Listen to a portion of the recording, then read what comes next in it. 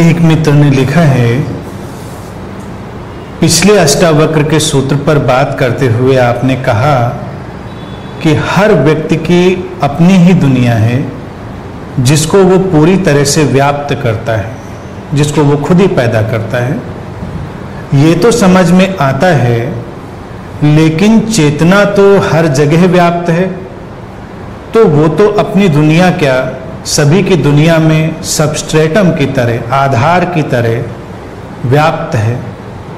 दोनों बातें एक ही हैं या अलग अलग? कृपया इस उलझन को दूर करें। देखिए, अष्टावक्र की जो भी बातें हैं वो बिल्कुल सीधी साफ है। चाहे आप अज्ञान में हो या ज्ञान में, ये है सब चेतना का ही कार्य व्यापार। आप अपने से दूर हो या अपने निकट हो, वो सब चेतना का ही खेल है। व्यक्ति इल्यूजन में रहे या रियलिटी में रहे, दोनों ही घटनाएं एक ही स्रोत से उठेंगी। व्यक्ति अपनी एक अलग दुनिया रचे और उसमें रहे, या वो इतनी स्पष्ट दृष्टि प्राप्त कर ले, इतनी डीप इंसाइट पाले कि जो जैसा है उसको वैसा देख पाए।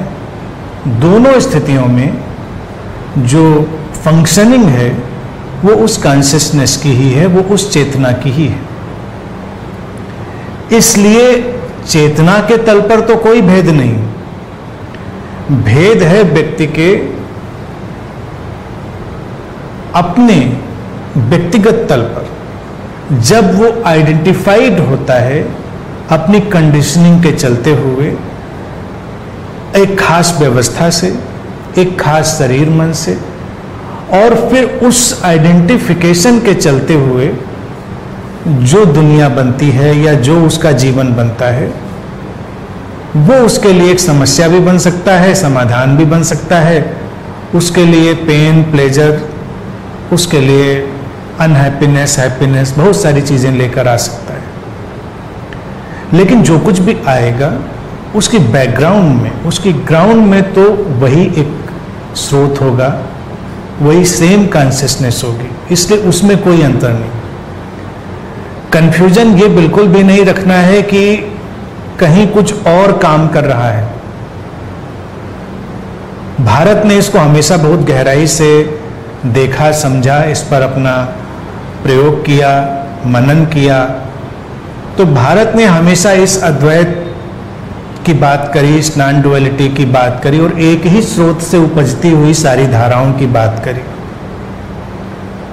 जो धर्म इतने गहरे नहीं जा पाए उनके लिए समस्या खड़ी हो गई कि अच्छा, तो हम मान लें कि ये परमात्मा का है या चेतना का है, तो जो बुरा है वो फिर कहाँ से है, वो किसका है? तो बहुत सारे धर्मों ने उसके लिए एक ईविल, एक डेविल, एक शैतान और उसकी भी अवधारणा विकसित करी। लेकिन अगर हम अष्टावक्र या अद्वैत या जो भी रियल इंसाइट है उससे देखेंगे, तो परमात्मा हो या शैतान हो, डिवाइन हो या डेविल हो, वो एक ही स्रोत से उठता है। इसलिए उसके इंट्रिंसिक नेचर पे, उसके मूलभूत स्वभाव में कोई भेद नहीं है। भेद पड़ रहा है उसके प्रेजेंटेशन में, उसकी अभिव्यक्ति में, वो कैसे एक्सप्रेस हो रहा है। किसी खास शरीर मन में एक खास तरह की कंडीशनिंग के चलते हुए वो चेतना एक अलग तरह की अभिव्यक्ति देती है, और एक अलग तरह के शरीर मन में वो चेतना एक अलग तरह की अभिव्यक्ति देती है। अब शरीर मन का जो ढांचा है वो बड़े ही अलग किस्म से बनता है, उसकी एक अपनी यात्रा है। किसी के भीतर वो कोई मनोभाव को उभार देती है, किसी के भीतर किसी मनोभाव को। इसमें अच्छाई बुराई का ऐसा विभाजन नहीं है। अष्टावक्र भी जब कहते हैं कि तुमने दुनिया को व्याप्त किया है, यानी कि तुमने अपनी एक दुनिया रची है, तो इसमें ना वो एप्रिसिएशन कर रहे हैं, ना कंडेमनेशन कर रहे हैं, ना प्रशंसा, ना निंदा, वो कुछ नहीं कर रहे हैं। वो एक तथ्य बता रहे हैं और कह रहे हैं कि अगर तुम इसको ऐसे समझो, एक बार तुम इसको देख लो, तो तुम तत्क्षण उससे बाहर हो सकते हो। तुम बाहर हो गए, तुम्हारे लिए वो जो परेशानी थी वो खत्म हो गई। किसी और व्यक्ति के जीवन में कोई अलग किस्म की परेशानी चलती रह सकती है। इसीलिए जिन लोगों को लगता है कि हम पूरे संसार से, पूरी दुनिया से परेशानियों को, कमियों को मिटा लेंगे, वो बड़ी उलझन में रहते हैं। वो तुम्हारे लिए व्यक्तिगत रूप से खत्म होगी, तुम्हारी समझ से। बाकी चूंकि हर व्यक्ति की अपनी कंडीशनिंग से उसकी अपनी एक अलग दुनिया बनी हुई है, तो उसके लिए वहां पर एक अलग किस्म का जगत यात्रा करता रहेगा, एक अलग किस्म की घटना वहां पर होती रहेगी। मौलिक रूप से एक ही एलिमेंट है, एक ही एनर्जी है, वो कन्वर्ट होती रहेगी, कभी इधर कभी उधर। जैसे एक ही इलेक्ट्रिसिटी अलग अलग गैजेट्स में अलग अलग तरह का काम कर रही है। कहीं पर वो हमको लगता है बड़ा क्रिएटिव काम कर रही है कि उससे लाइट आ रही है, तो कहीं एयर कंडीशनर चल रहे हैं, तो कुछ गैजेट्स चल रहे हैं, और कहीं वही इलेक्ट्रिसिटी डिस्ट्रक्शन भी कर सकती है, डिस्ट्रक्टिव हो सकती है तो सेम फोर्स। तो फंडामेंटली उस शक्ति में कोई न कमी है न अच्छाई है, वो बस है। ऐसे ही जो चेतना है वो बस है, इम्पर्सनली, अवैयक्तिक रूप से। अब जैसे इलेक्ट्रिसिटी के एग्जाम्पल से भी देखें कि जो एपेटस है, गैजेट है, उसका सर्किट पूरा ठीक होना चाहिए। अब उसमें अगर वो इलेक्ट्रिसिटी जाएगी तो वो ठीक से फंक्शन करेगा। वो सर्किट ही कहीं से शॉर्ट है, कटा पिटा है, इलेक्ट्रिसिटी गई तो उसको डिस्ट्रॉय भी कर सकती है, खत्म कर सकती है। तो इसमें इलेक्ट्रिसिटी ने कुछ नहीं किया। जो एपरेटस था, जो यंत्र था, उसकी व्यवस्था क्या थी, उन दोनों का जब संयोग बना तो उससे कोई घटना घटी। ऐसे ही शरीर मन के अलग अलग ढांचे हैं और शरीर मन की अलग अलग व्यवस्थाएं हैं। उन व्यवस्थाओं में यही चेतना जब प्रवाहित होती है तो अलग अलग अभिव्यक्तियां होती हैं। किसी के लिए वो प्रसन्नता लेकर आती है तो किसी के लिए अप्रसन्नता लेकर आती है, किसी के लिए पेन तो किसी के लिए प्लेजर। ये उसकी अपनी अपनी बुनावट पर, उसकी अपनी बनावट पर निर्भर करता है। अब अगर ये बनावट या बुनावट जो है ये बनी भी रहे, क्योंकि जो हमारा ढांचा बन गया है शरीर मन का, इसको हम बदल नहीं सकते, ये तो बन गया है, लेकिन अंतर्दृष्टि बदली जा सकती है। तो अंतर्दृष्टि अगर बदल गई, घटना तब भी होगी, लेकिन हम उससे अछूते बने रह सकते हैं। तो अष्टावक्र की इनसाइट पर अगर हम जाएंगे तो हमको दिखाई देगा कि घटना अब भी घट रही है, लेकिन हम उससे अब उतने प्रभावित नहीं हैं, उससे डिटैच हैं और उससे ही सृजनात्मक चीजें बन गई। अब जैसे कोई उदाहरण के लिए एक और चीज समझें, कोई शरीर मन ऐसा डिजाइन हो गया है जिसमें क्रोध पैदा होता है, इंपेशेंस पैदा होता है, तो वो उसका डिजाइन है, उसकी कंडीशनिंग है शरीर की और मन की। अगर एनलाइटनमेंट भी हो जाए, चेतना का पूरा उसमें एक्सप्रेशन भी हो जाए, तब भी वो चीजें जाएंगी नहीं। लेकिन अंतर क्या पड़ेगा, अब जब क्रोध उठेगा तो व्यक्ति बस यही जानेगा कि ये घटना है, ये मेरा क्रोध नहीं है या किसी और का क्रोध नहीं है, ये किसी के ऊपर टारगेटेड नहीं है, ये एक साइकोसोमैटिक हैपनिंग है जो एक खास किस्म की परिस्थितियां बनते ही पैदा हो जाती है।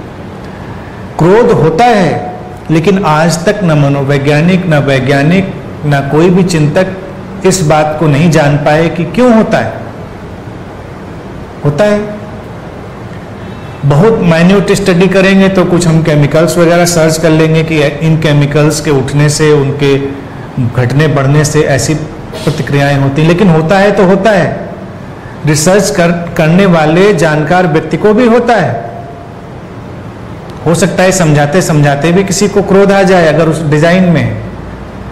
तो आध्यात्मिक दृष्टि में क्रोध के होने को ना हम अच्छा मानते ना बुरा मानते, लेकिन अभी तक का जो धार्मिक ढांचा रहा है उसमें ऐसी ही बड़ी ही फंडामेंटल जो चीजें हैं डिजाइन की, उन पर ही झगड़ा चलता रहता है कि ऐसा नहीं करना चाहिए, वैसा नहीं करना चाहिए। समझाने वाले भी कुछ नहीं कर पाते, इतिहास गवाह है। इतिहास के पन्ने पलटिए तो जो समझाते रहे हैं उन्होंने भी वही किया जो उनसे उस वक्त पर हुआ।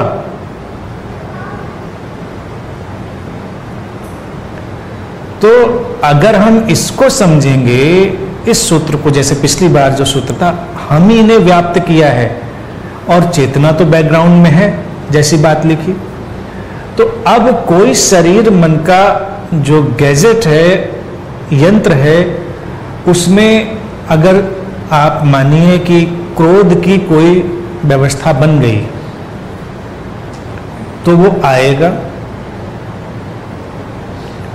उसके रंग रूप थोड़े बदलेंगे, ज्यादा बदलाव नहीं होगा, रंग रूप बदलेंगे। इम्पेशेंस था तो वो भी रहेगा, और भी कोई भाव था तो वो भी रहेगा, लेकिन जो अभी तक का कष्ट था, जो सफरिंग थी, वो ये थी कि ये मेरा है, क्योंकि वो मेरी दुनिया से पैदा हुआ था, मैंने उसको व्याप्त किया था उस दुनिया को।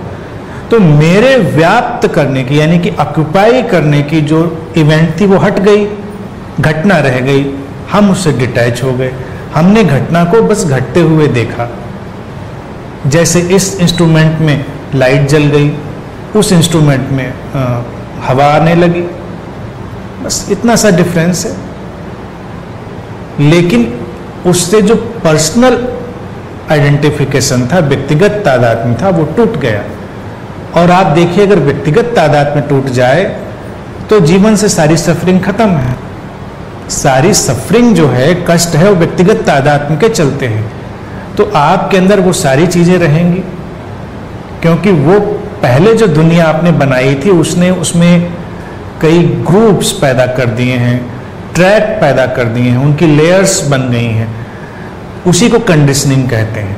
जैसे लंबे समय तक आपने खास ढंग से जीवन जिया, इसी को अष्टावक्र कह रहे हैं कि तुमने ही उसको व्याप्त किया है, तो ठीक है, तुमने व्याप्त किया है, फिर उसका एक ट्रैक बन गया। जैसे एक रास्ते पर आप बार बार निकलते रहें तो एक रास्ता बन जाता है, ऐसे ही वो रास्ता है। तो अब अगर कहीं पर किसी मैदान में कोई पगडंडी बन गई है और कोई भी व्यक्ति निकले, तो आमतौर से वो उस पगडंडी से ही निकल जाएगा, क्योंकि वो लगता है कि रास्ता बना हुआ है। ये हमारी सामान्य व्यवहार की घटना है। तो ऐसे ही हमारे बॉडी माइंड में बहुत सारे ट्रैक बन गए हैं, वही कंडीशनिंग है। तो हमारी पूर्ण जागृति के बाद भी, टोटल अवेकनिंग के बाद, टोटल इनलाइटनमेंट के बाद भी, सब कुछ समझ लेने के बाद भी वो पगडंडियां रहेंगी, वो ग्रुप्स रहेंगे, लेकिन उनसे हमारा तादात्म्य हट जाएगा तो कोई समस्या नहीं रहेगी। बस इतनी सी बात समझने की है। बाकी वो एक ही चेतना का है, इसलिए कोई झगड़ा झंझट नहीं करना है, कम ज्यादा नहीं समझना है, निंदा प्रशंसा में नहीं उलझना है। अब मान लीजिए आपका कोई एपरेटस खराब हो जाए तो बन भी सकता है, तो उसमें निंदा तो है नहीं। तो ऐसे ही कोई व्यक्ति है, उसके अंदर से कोई खास किस्म का व्यवहार पैदा हो रहा है, तो आप उसकी निंदा के बजाय बस इतना देखें कि उसके अंदर से ऐसा पैदा हो रहा है व्यवहार। ठीक व्यवस्था हो, ठीक मैकेनिक हो और ऐसी कुछ आगे भविष्य में वर्कशॉप हो तो उसको फिक्स भी किया जा सकता है। अभी वैसे इंतजाम नहीं है कि उनको फिक्स किया जा सके, क्योंकि कोई तैयारी नहीं होता कि समस्या है। अब जैसे मानसिक रोगी किसी को हो जाए मेंटल प्रॉब्लम, तो पहले तो व्यक्ति मानने के लिए तैयार नहीं होता कि ये प्रॉब्लम है, तो फिक्स कहाँ से हो। तो पहले तो उसको ये एक्सेप्टेंस आए कि हाँ ये प्रॉब्लम है, ये अपरेटस में कुछ गड़बड़ है, तो अब इस यंत्र में कोई गड़बड़ी तो इसको ठीक किया जा सकता है, तो निंदा कहाँ है। और कोई इंस्ट्रूमेंट ठीक ठीक फंक्शन कर रहा है तो उसमें प्रशंसा की भी क्या बात है, ठीक है, अपनी जगह पर है, सारे सर्किट ठीक हैं, अलाइनमेंट में है, उसमें कॉन्शियसनेस जा रही है, वो करंट जा रहा है, इट इज़ फंक्शनिंग फुल्ली, तो कोई उसमें प्रशंसा की भी बात नहीं है। तो अपने लिए भी नहीं है तो दूसरे के लिए भी नहीं है, तो कोई झंझट ही नहीं।